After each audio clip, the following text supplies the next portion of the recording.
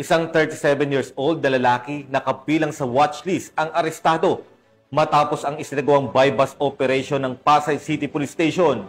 Ang balitang ito ay mula kay Patrolwoman Mika May Bahiwag. Naaresto ng mga operatiba ng Station Drug Enforcement Unit ng Pasay City Police Station ang isang 37 anyos na lalaking kabilang sa watchlist matapos ang isinagawang buy-bust operation dakong 10:50 ng gabi sa M. De La Cruz Street, Barangay 131, Zone 13, Pasay City.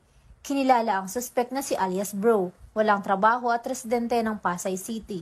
Nakumpiska kay alias Bro ng Pasay Police ang 4 na sachet ng hinihinalang shabu na may kabuang timbang na 2.8 gramo.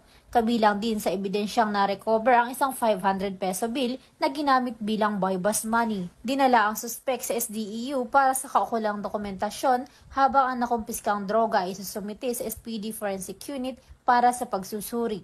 Siya ay naharap sa kasong paglabag Sections 5 at 11 Article 2 ng Republic Act 9165 o Comprehensive Dangerous Drugs Act of 2002.